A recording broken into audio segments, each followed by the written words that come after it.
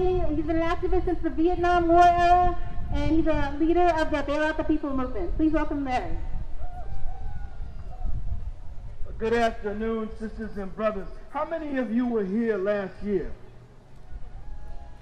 Last September 11th.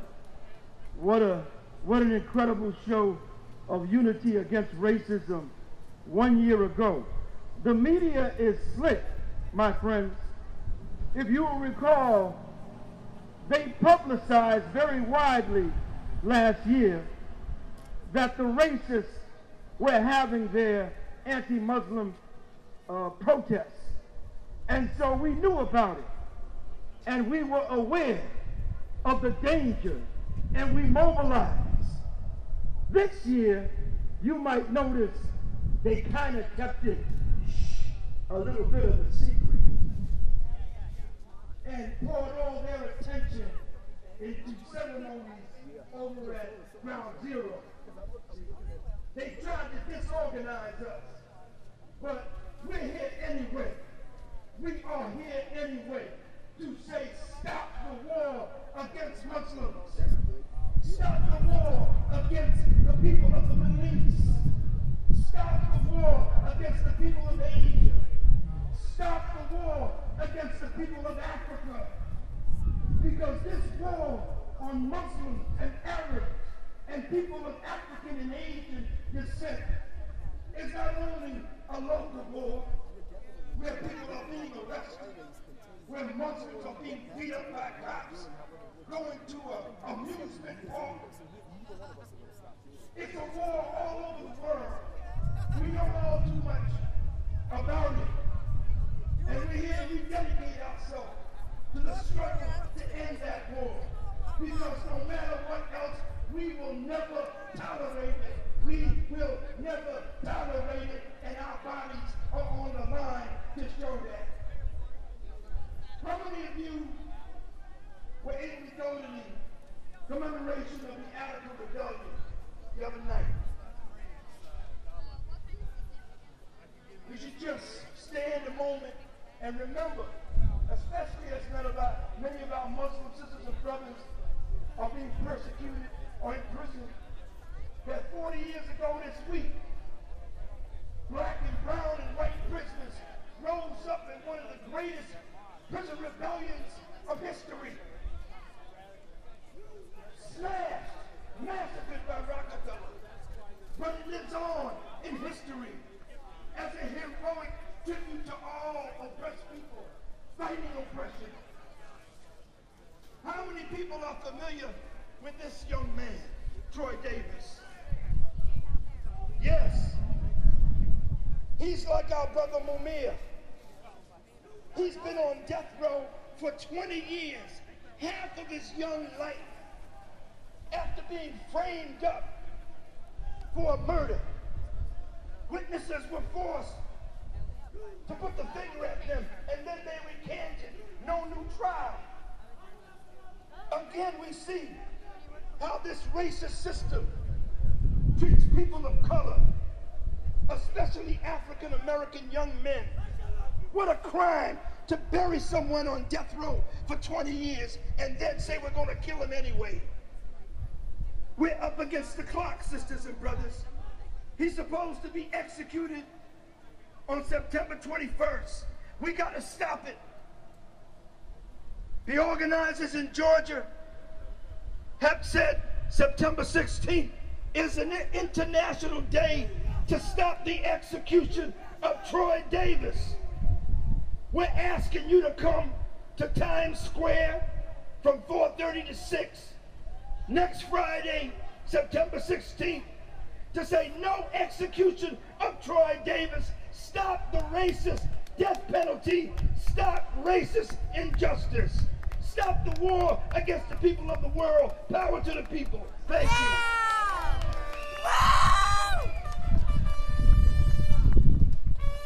Thank you, Larry Holmes. We're next going to hear from a longtime fighter, Brenda Stokely, with the Million Worker March movement, with New York City Labor Against the War. But 10 years ago, September 11th, She was in Durban, South Africa, at an international conference against racism and xenophobia. And we can never forget that conference and its declaration. Brenda Stokely.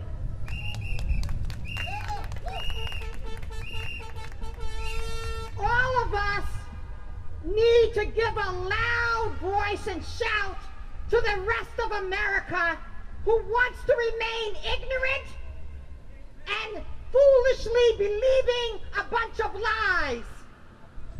This country is based on a history of scapegoating others while the ones who are really the criminals doing the dirt continue doing the dirt. So it is our responsibility not just to talk to ourselves, but to organize like hell. Even the most backward people out there who are wrapping themselves in American flags, we need to talk to them too, because they have family. They need to wake up. The only time some of them wake up is when their house is foreclosed on, or when they get laid off, or their contract doesn't get taken care of, and they have to go and apply for welfare with those other undeserving poor people who mainly are black that they have been scapegoating all this time until they have to go to the welfare office. So their kids have to go over and come back in a body bag. So when I was over in Durban, I was getting ready actually to come back home, and my plane was stopped. It wasn't going to leave Johannesburg because, according to them, somebody had put a bomb at the airport.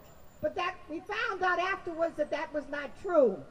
But sitting around an array of people from all over the African continent, what they said to me is, we feel the pain of those who died, unfortunately, there.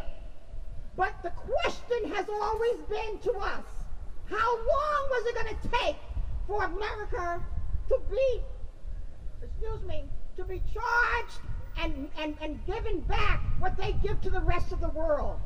Because in Durban, that's what you heard. There were people from every region of the world, and every story they talked about was the same, including who was the perpetrator, which was the imperialist country here and the imperialist countries in Europe. So brothers and sisters, we must continue to build a strong, powerful, well-connected, and deeply rooted anti-imperialist movement. We must constantly continue to expose the lies and misdeeds of this government and those that they collaborate with. We must never be afraid to align ourselves with those people who are being attacked, like our mothers and brothers and sisters, like our brothers and sisters in Palestine, like our brothers and sisters in Cuba, like our brothers and sisters in Nicaragua, like our brothers and sisters in Venezuela. We will not be turned away with the fact, the vision that we're being unkind and unpatriotic to our own country. We are being human beings relating to other human beings who are being oppressed. And we are on the right side of this question, as well as our anti-war positions. So let's continue to organize. Let's continue to fight.